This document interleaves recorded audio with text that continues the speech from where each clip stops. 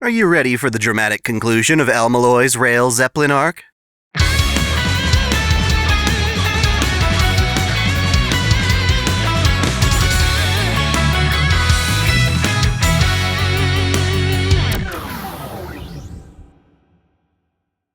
Welcome back to Otaku Daikun. Dai here. It's time to cover more El Malloy Case Files lore. Specifically, we'll be finishing off the Rail Zeppelin arc with Volume 5. Things get complicated here because Twilight's Call on Beast Slayer forums decided to stop translating the series at this point. Others have taken up the mantle, but so far this is the one volume that still isn't completely in English. Special thanks to Nina for taking us most of the way. Luckily, while the anime doesn't completely match up, I can use it to fill in the remaining gaps enough to cover this arc in its entirety. There's a lot more to this series, so I feel like I need to get this done now, or it'll never happen. Last we left off, Waver, Gray, and the student Cowless hopped on the Rail Zeppelin train, hoping to get back Iskandar's shroud. Olga's guardian Trisha was murdered, her head completely removed from her body. Iskandar's double, Hephaestion, has somehow manifested as a servant and doesn't seem to respect Waver's bond with her king. Their fight leaves Waver horribly injured, and while he's been healed, he still needs a lot of rest. The train's route is compromised by the appearance of a child of Einash, an evil living forest. At the end, Waver's buddy Melvin took a helicopter to catch up to the train. In my previous video, I thought Rhiness was going to tag along, but she doesn't. Without further ado, let's continue with Volume 5. In her sleep, Gray dreams of Hephaestion standing at the shore of Okeanos, the far-off ocean that Iskandar was unable to reach during his reign.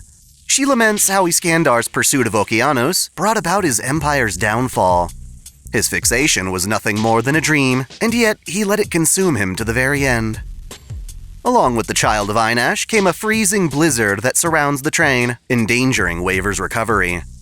As Gray reflects on what has transpired, she sees the emanation of Rita Rose N watching over the train. Yvette comes to the door, hoping to check in on the group, but neither Gray nor Cowless want her to know of Waver's condition. Yvette says her mystic eyes of sympathy tell her something's wrong, but she's denied entry until she professes that she and Carabo Frampton have something important to discuss. Reluctantly, the two are let inside. Yvette and Carabo are worried that the Mystic Eye auction will get cancelled, like it did the time Toko Aozaki and Lug Beowulf attacked. Because the original Rita isn't around anymore, Rail Zeppelin's staff mainly holds the auction as a formal tradition. Most of them don't really care for the Mystic Eyes, so it's possible Einash could ruin it for everyone. If they want to save the auction, they need to escape Einash. Luckily, since the children of Einash are a kind of dead apostle, Carabo has some knowledge of them through the church. He explains that the forest works by gathering mana from victims, using that mana to nourish a fruit at its center. If they can find the land's ley lines and guide the train to them, they should be able to get Rail Zeppelin moving without needing to fight. Gray and Cowless reluctantly agree to join Yvette and Carabo in their search for ley lines. Not only 5 minutes into the cold, the group finds Melvin collapsed under the snow, vomiting blood as usual. On the verge of freezing to death, he asks to be taken aboard the train and warmed up by attractive women. Gray and Yvette are about to leave him, but they change their minds when Melvin mentions he's a friend of Waver. In the lobby car, Melvin explains how he tried to get Rhiness to join him, but she refused. Coming to check in on Waver, Melvin flew his helicopter until it got grabbed by Einash's vines, which spontaneously sprouted from the ground as he approached. Seeing Waver in peril, Melvin complains about how Waver always seems to put himself in danger. In order for everyone to escape, Melvin offers to help place markers outside to guide the train. Even with a cold resistance charm Cowless had given her, Gray finds traversing the blizzard difficult. The other mages, like Melvin, use strengthening magecraft to push past their body's limitations. That said, the child of Einash absorbs the surrounding mana, making it harder for them to cast spells. Apparently, if this were the original Einash, it would have rendered magecraft completely useless. Yvette takes the most burden, using her mystic eye to navigate the storm. To help, Melvin offers to tune her magic crest.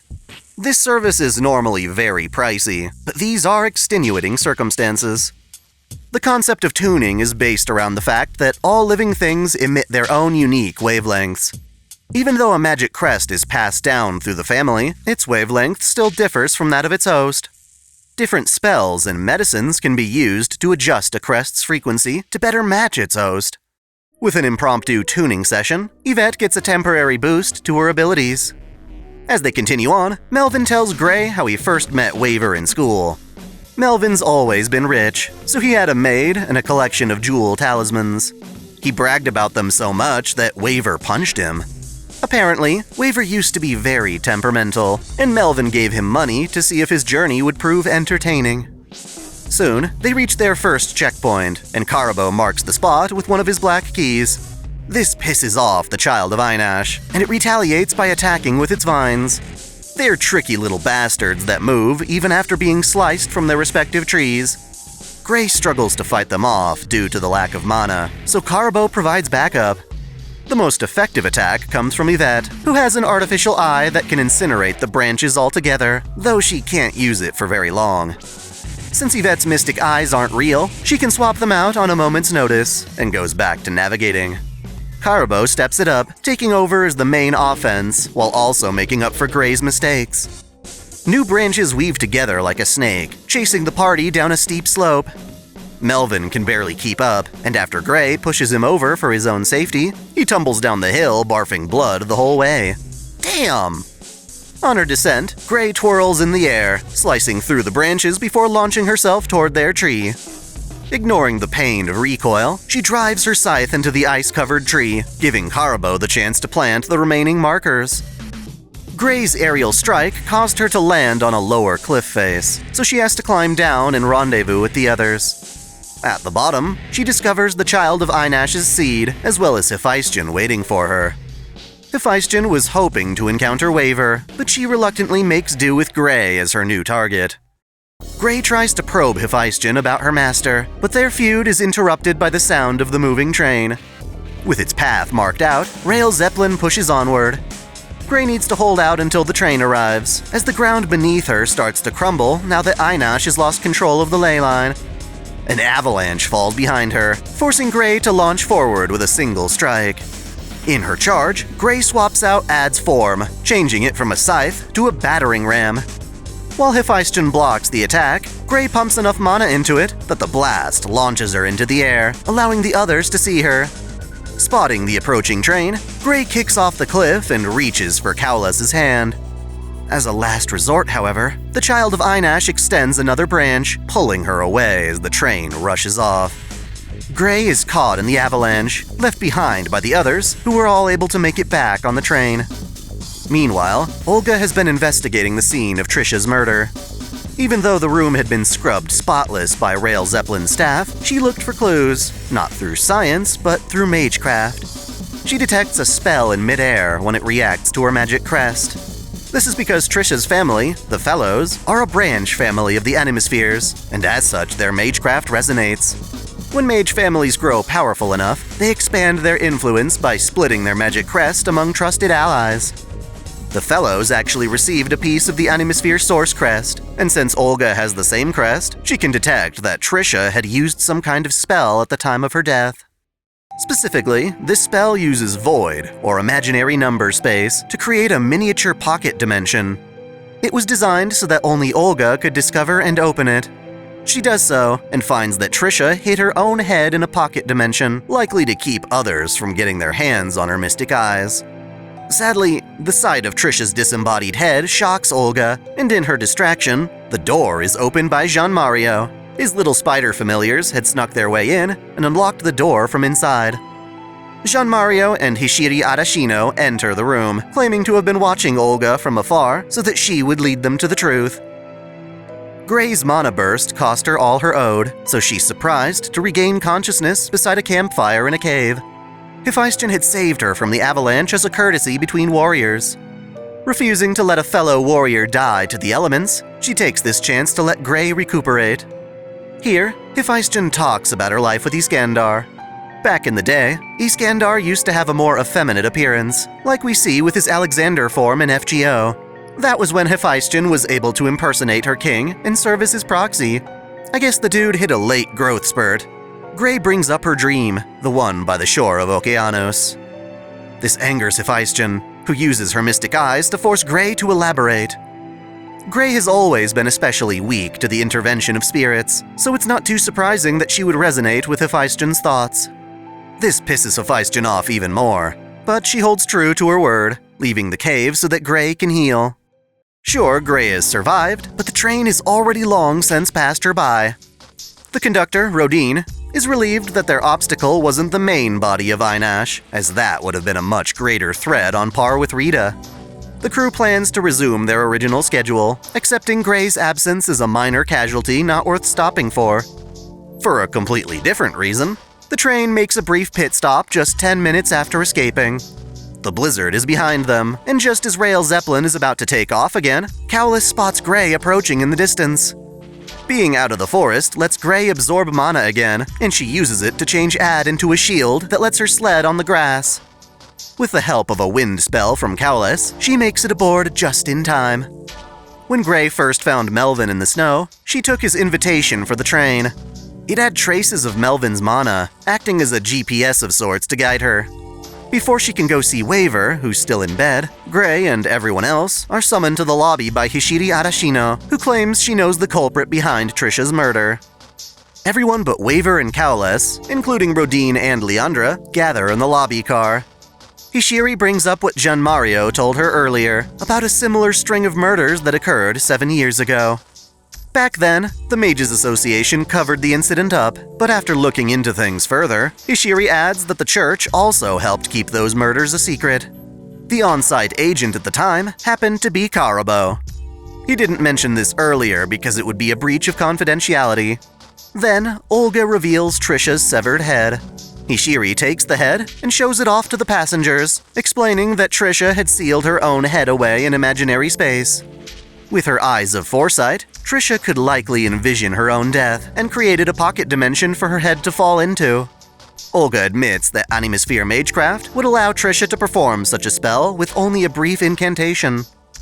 Karabo could apparently see before and after Trisha's beheading, but if Trisha cast a spell while sitting alone in her room, he wouldn't have been able to tell since it was such an effortless spell for her.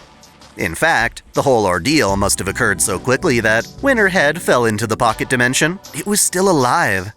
As such, Trisha had enough time to utter one last word when Olga discovered her head.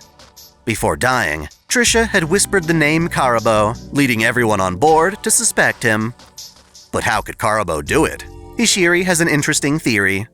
We mentioned the mystic eyes of death perception in the previous El Malloy video, but what exactly are they?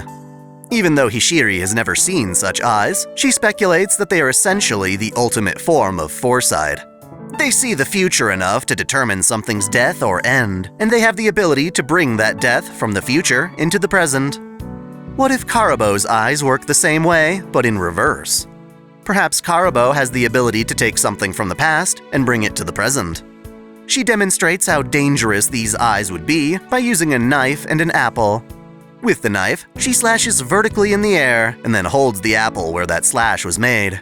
She has Karabo use his eyes to bring that slice from the past into the future, spontaneously cutting the apple even without the knife. A mage with these eyes can perform an attack ahead of time, slashing at blank air. The mage doesn't even have to make the attack themselves. They only need to observe the slash. Then, when a new target is stepped into position, the mage can recall that attack, bringing it to the present, such that it strikes the victim out of nowhere. Thus, Hishiri suspects Karabo premeditated the murder, cutting a specific part of the train before waiting until Trisha sat down in her chair. Her head was severed by an attack made well before she ever sat down. Even if she could foresee her death, it would be difficult to avoid altogether unless you understood the method. Hearing this, Gian Mario suspects Karabo could have also been responsible for the killing 7 years ago. They lack any definitive proof, but request something be done for their protection. Fashionably late, Waver arrives in the lobby using a wheelchair. After overhearing the discussion, he has 3 counterpoints to make. First, just because Karabo can slay an apple, that doesn't mean he could have committed the murder. They're a similar concept, but the scale is different. Second, there's still a chance that a different mage killed Trisha. Just because they found one way the murder could have been committed, that doesn't mean it was the only way. Third, Karabo has no motive to kill her. Waver and Hishiri debate each other, but a more immediate solution comes to mind. Karabo's here to sell his eyes anyway, so why not just remove them now? To perform the deed, the spiritual emanation of Rita Rose makes herself visible to everyone, not just Gray. Being interrogated has left Karabo traumatized. Even if he is the murderer, he certainly doesn't remember doing so. In his panic, he's unable to resist as Rita reaches directly into his face and extracts the eyes. Understandably, he collapses as she drops the eyes into a containment tube. According to Leandra, this process exhausts Rita, which is why she rarely makes an appearance. After caressing the cylinder, Leandra determines the eyes are jewel-ranked and will be the centerpiece of their auction. She names them what I was calling them earlier, the Mystic Eyes of Transience. I guess I got a little bit ahead of myself. Ignoring Waver's defense, Rael Zeppelin sides with the Faculty of Law, having Karabo confined in a room by himself, bound in restraints to keep him from escaping. Waver and Gray get permission to speak with him when he wakes up. Melvin is finally reunited with Waver, but comes off as a total annoyance. Waver asks Melvin if he's the culprit, given he has a history of selling drugs and committing marriage fraud, but then again, murder seems too much out of his character. Karabo comes too, and Waver decides to ask him about his connection to the case 7 years ago. Karabo claims he couldn't even remember that incident until it was brought up earlier. Despite the nature of his eyes, he's been finding holes in his memory, like it's withering away. His control of the eyes is unstable, but now that they're gone, he wishes he could look back to those previous murders to confirm what had happened. They consider trying to win back the eyes at auction, but Waver refuses to be in Melvin's debt once again. When Melvin inquires about Trisha, Gray brings up having seen an obscene charm on her neck. Waver wants Gray to describe the object, but the embarrassment drives her crazy, much to Ad's pleasure. Even without a proper explanation, Waver seems to know what she's referring to. It's a carving depicting two people having sex, like some kind of Kama Sutra icon. This clues Waver into the fact that Trisha's murderer and the thief of his shroud are definitely the same person. He leaves Karabo to chill in confinement, while wheeling his way out to verify something important. Waver needs to speak to Olga, ignoring her desire to be left alone given all the recent trauma. He suspects something else must have dropped from the portal containing Trisha's head. Initially, Olga refuses to answer, immaturely lashing out at Waver for coming off as someone confident and successful. This is when he reveals that, while he survived the Fourth Grail War, he definitely didn't win. Nobody won that war. Even now, he's just as desperate to prove himself as she is. They've both suffered great losses, and that's why he doesn't want to let the culprit win. Only after gaining Olga's trust does she show Waver what fell out of Trisha's head, a mystic code made of blue glass with an eyeball shape in the center. Inquiring further, Waver asks how Olga and her family know so much about the Grail, given they never participated in the war. Apparently, Olga's father Marisbury told her that the Grail War in Fuyuki is worthless. Whether Marisbury had discovered the Grail's corruption by Angra Mainyu, or just saw its side effects, he reasoned that the current Holy Grail in Fuyuki is not the same as it was originally meant to be. This affects Olga, making her feel like everything that's been happening is an illusion, or an afterimage, from Rita Rose-N's spiritual body to the child of Einash, which is only a shadow of its original self. This idea of an afterimage inspires Waver, but to verify what he's thinking, he needs a map. Olga claims she can create one by analyzing the Earth's texture. The Animospheres are stargazers after all. She takes out a mystic code that works as a projector, creating a hologram of the Earth in the middle of the room. It's like a very rudimentary version of Caldeus, only able to map out ley lines and spiritual lands, but it should do for their purposes. Waver checks certain coordinates on the globe to confirm the culprit's true motive in all this. He rambles to himself about Hephaestion being a woman, claiming that this is hardly a case, as the objective has already been met. Everyone's confused, as usual, but Waver won't elaborate until later, as usual. In the meantime, Waver had Melvin try and delay the auction. By complaining about the train's terrible conditions, Melvin convinced the staff to postpone the auction in order to address his concerns. They now have 2 more hours to prepare. While Waver rests, he asks Cowless for a favor. Time passes until Rodine announces over the intercom that the auction will be starting in the second car, also called the Pandemonium Room. How fitting. Glass cylinders containing eyeballs line the room's walls.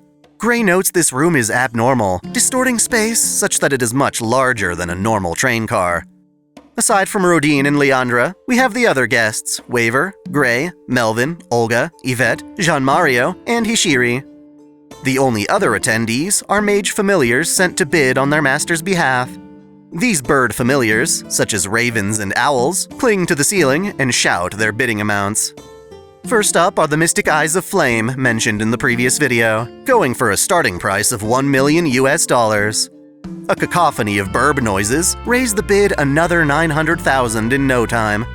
After the birds have their say, Yvette and the other human mages start bidding over $5 million. Hot damn! She and Jean-Mario get the bid up to $6 million before Melvin steps in and bids a whopping $10 mil. It seems nobody will top that, so he wins. This isn't just a materialistic battle.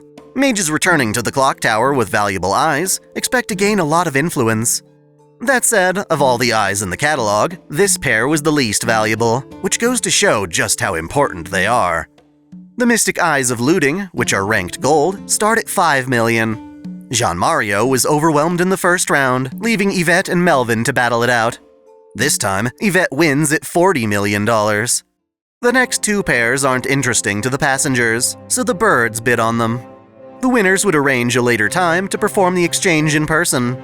That just leaves the jewel-ranked Eyes of Transience, the pair that everyone wants. They start at $30 million, but Melvin instantly raises the bid to $70. While they aren't the rainbow eyes that Olga had hoped for, this is the closest she'll get. She raises the bid to $80 mil, sparking a battle with Melvin.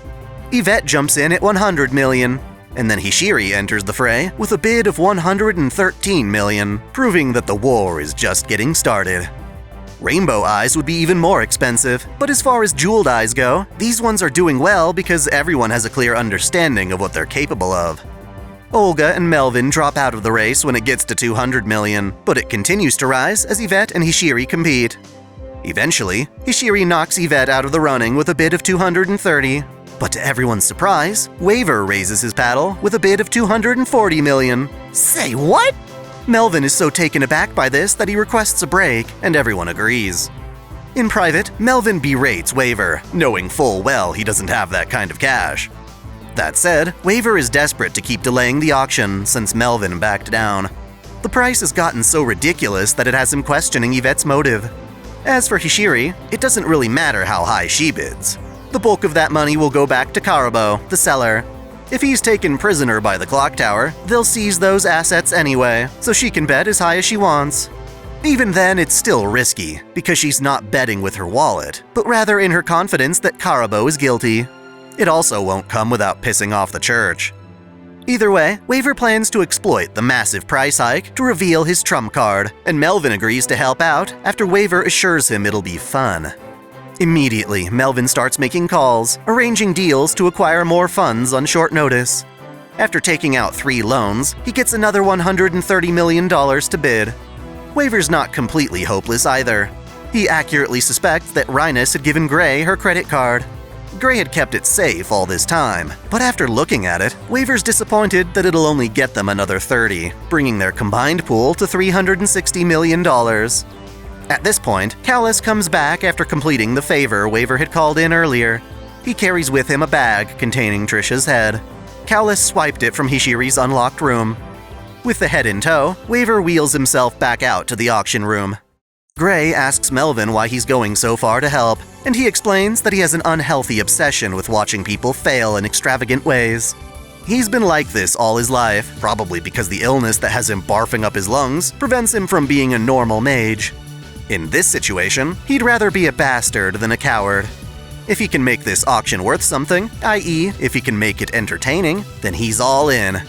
Back in the Pandemonium room, all the major competitors return with new vigor, taking the bid higher and higher. In just a few minutes, the $360 million Waver and Melvin had just gathered gets surpassed. Waver tries to hide his panic, and because he doesn't give any kind of signal, Melvin proceeds to bid $400 million. This is enough to push Hishiri out of the game, but Yvette strikes with an astounding $410 million. Melvin keeps going, and so does she. Did the Lehrman family really have so much to spend on a single pair of eyes? Waver suspects she has some kind of financial backer, and when the bid hits $500 million, he asks everyone to wait. He hears a rumbling sound coming from outside, indicating that his plan is coming to fruition. Apparently, this means Waver's bought enough time that he can finally break the case. Cowless brings out Trisha's head, and Waver starts to give his reasoning on her death, as well as the murders from 7 years ago. If we assume Trisha hid her head in a pocket dimension to keep the culprit from stealing her eyes, that would imply the victim 7 years ago also had mystic eyes. Since the Rail Zeppelin is one of the few places in the world mystic eyes can be safely extracted, the culprit stole the victim's entire heads and kept them alive to preserve their eyes. By keeping the victims alive, the culprit could still make use of their eyes vicariously. Waver suspects the killer used these eyes to investigate the Holy Grail War, and that Trisha was somehow in cooperation with the killer. His idea is that Marisbury and Trisha had hired a collaborator to look into the Grail War, but they weren't aware of how their collaborator was getting that information. As Hishiri pointed out, Karabo's eyes were responsible for the killings, but he was not in control of them for the murders. You see, mages have different ways of counteracting mystic eyes. There are mystic eye killers, glasses like the kind Waver took with him when boarding the train. There's also the glass amulet found along with Trisha's head. It's called a Nazar Bonju, an evil eye that attracts the gaze of others. This kind of amulet can't be used to stop mystic eyes, but it can force those eyes to see things the wearer wants them to. The power to be seen can also allow someone to hypnotize others, a technique called mesmerism. In that regard, it's quite possible that Karabo Frampton was being hypnotized to commit the murders. That said, if the killer could hypnotize people, then why would Trisha have a hypnotizing amulet? Waver suspects that Trisha was planning to interrogate Karabo about the incident 7 years ago, but the real culprit didn't want the truth coming out, so they had her killed. Given she has the power of foresight, the best way to kill her would be an attack brought from the past, once again making Karabo's eyes perfect for the job. Trisha could see that she would die, but not how she would die. This method of killing was in her blind spot. In addition to the Nazar Bonju, Trisha also brought other means of countering mystic eyes, such as that lewd pendant Gray had noticed earlier. So far, Waver has asserted that there must be a different killer among them who could manipulate Karabo into committing murder on their behalf. If so, who could this hidden killer be? Well, turns out, Waver and Hishiri have been conspiring against the culprit, using Trisha's head to bind them in place. Hishiri activates the spell, and the one holding Trisha's head at this moment is none other than Cowless, who is now bound in chains of light. Gray finds this absurd and tries to interfere, but just as she gets up, she is stopped by… wait, another Cowless? Yup, there are now 2 Cowlesses on board the Rail Zeppelin. Melvin is very entertained, but naturally he wants to know what the hell is going on. Needless to say, the Cowless who boarded the train with Waver is a fake, the culprit in disguise. The real Cowless has just arrived, along with Rhinus of all people. How did they get here on such short notice? Flight magic, but not just any kind. Apparently, the mage Toko Aozaki had designed a spell that she calls Toko Travel. It involves setting a destination in advance and using a formula to catapult yourself there, as if being pulled by a rubber band. It ain't no pleasure cruise, the mage equivalent to Arash Airlines, but it gets the job done, and that's exactly what Rhinus did to escort the real Cowless here. Waver's been stalling to buy Rhinus more time to make the trip. It also took time to find the real Cowless, who had been captured and put asleep in an abandoned building by the culprit. The only reason they found him was because Finn was able to follow his scent like a good boy. Apparently, the culprit hadn't counted on that. The culprit has been insanely thorough, but not perfect. Waver discovered Cowless was a fake after having his injury treated. The real Cowless can use primeval batteries, but he's still a novice when it comes to herbs. Using both of them in tandem would require more skill than the real Cowless possessed. He made a mistake by trying to heal Waver, but he didn't have much choice since he needs Waver alive. Recall that way at the start of the last video, Yvette said she was a spy for the Meloastia clan?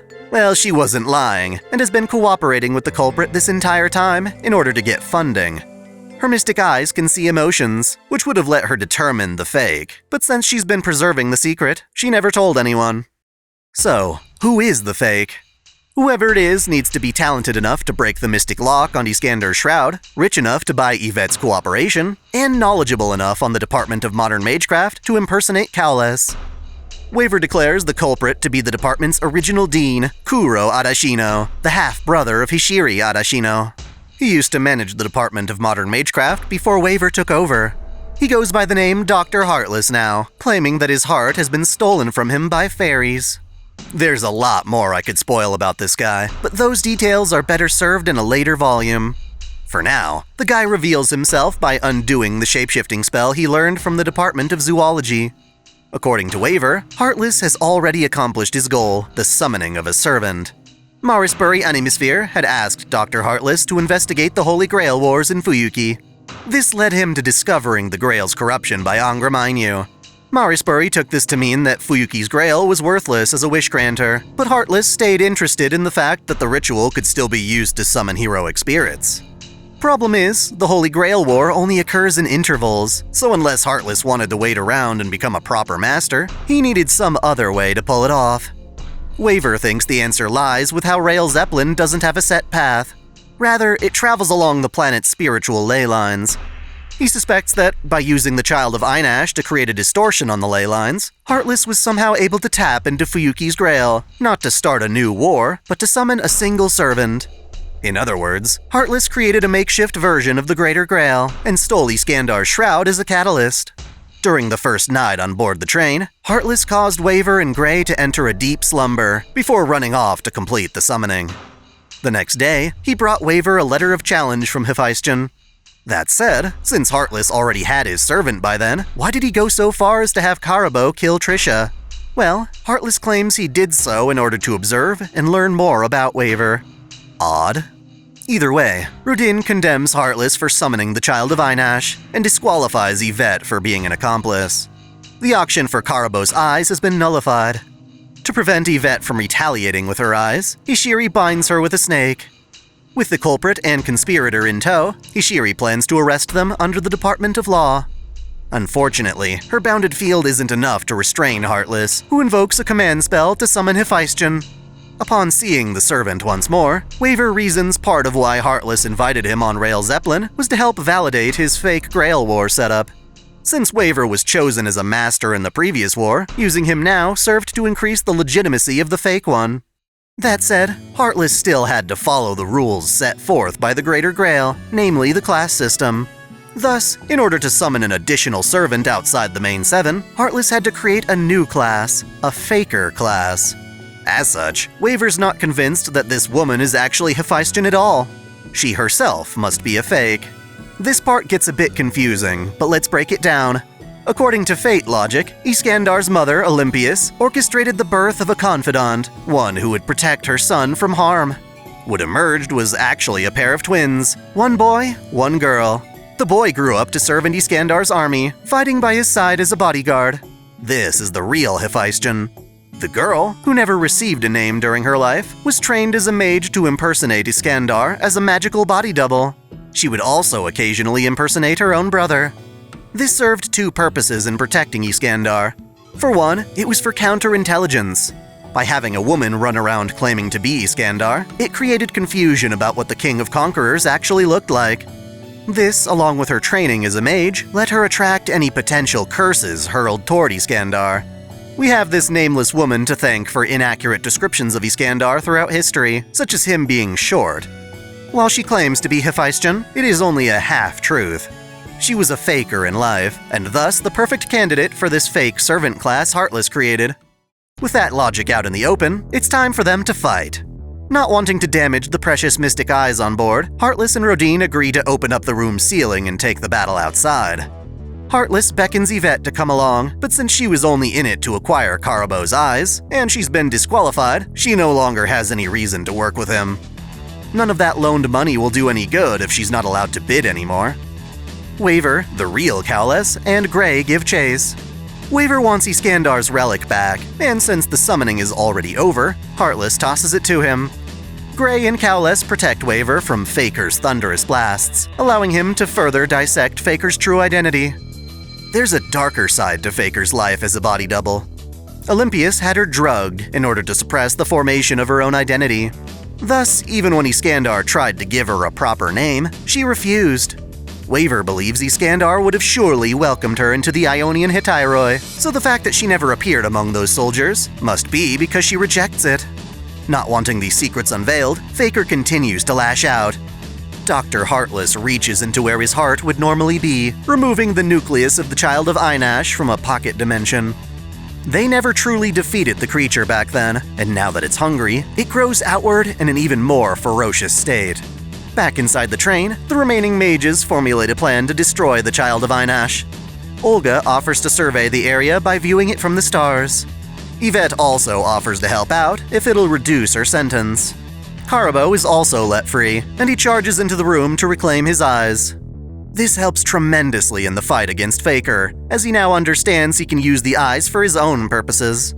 No longer a puppet to Heartless's scheme, Karabo can duel Faker while bringing past slashes to the present. To deal with the outer forest, Olga casts a spell of her own, Anima Animasphere, which sends meteors falling from the sky. This takes care of the vines, but to defeat the Child of Einash's core, the train itself comes into play. Rail Zeppelin can transform, or rather, its head car can open up to reveal a mystic eye projector called the Spiritual Revolving Lens Rose Eye. By inserting a pair of mystic eyes into the device, the lens projects and amplifies the eye's effects. It consumes the eyes being fed to it, releasing a powerful blast of energy that obliterates the core. With the Child of Einash properly killed, Heartless tries to make his exit, but Faker still wants to fight. She invokes her own mystic eyes, which paralyze both Karabo and Gray. Faker goes in for a killing strike, but is distracted when Waver tosses in Trisha's pendant, the lewd one. It temporarily negates Mystic Eyes by showing off something ugly or shocking. Combined with Waver's own mana, the pendant works for the split second it takes Gray to counterattack.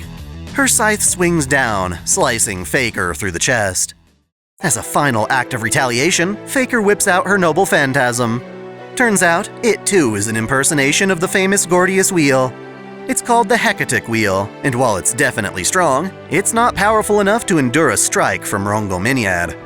Gray prepares to unleash the Holy Lance, and while it appears that both Heartless and Faker are consumed by the blast of light, they escape by the skin of their teeth. At the last second, Heartless invokes the spell Turn Around My Heart to essentially teleport them to safety.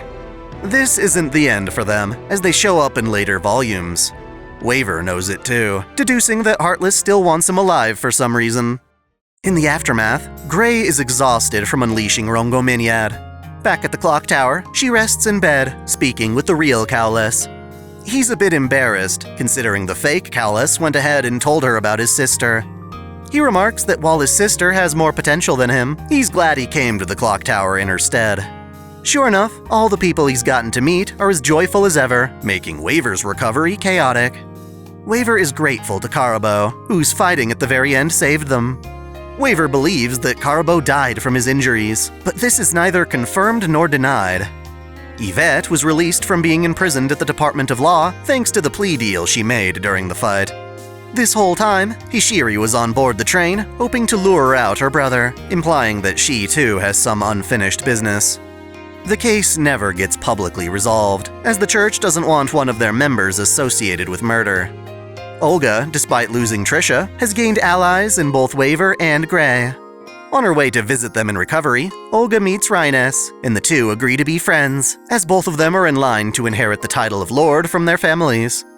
The anime version of this arc ends on Christmas Eve, with Gray running into Melvin on the way home. He reveals that, in addition to tuning the El Malloy crest, he is also in possession of Waver's crest from the Velvet family.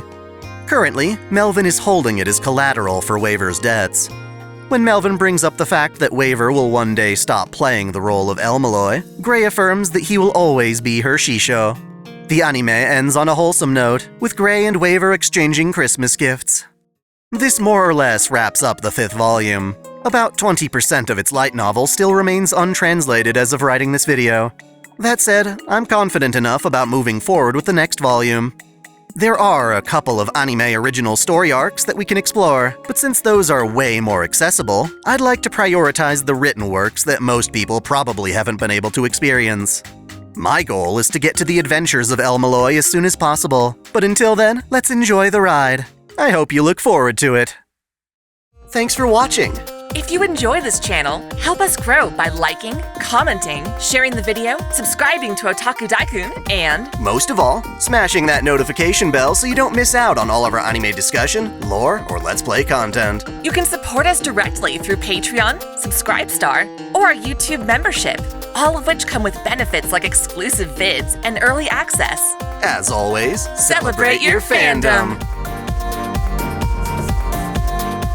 I want to give a special shout out to all my $10 and up supporters. Video Gamer 75, Elise Trash for Skinco, Stephen Elak, Samuel Gersten, The Nonchalant Ostrich, Otaku Mom, Jens Bauman, Mystic Samurai 1983, Lord Omagoden, Free Brick, RNG or Shuffles 1498, Alexis Yukio Gomez Yamato, Link Pendrago, King Kobo, Observer Bellis, Flash Daniel, Eldon Yarbrough, Horsemen of Justices, James Hewitt, Uncanny EXP, Matthew McAfee, Game King 352, Caitlin P, Vladimir Ovna, Succubus Sakura, Jonathan Padua, The Taz 96, President Irina Vladimirovna Putina, Maxwell's Demon, Kengo X77, SF Giants Fan Mike, Akakaze Yume, and user C100 CAD1. Thank you all so much.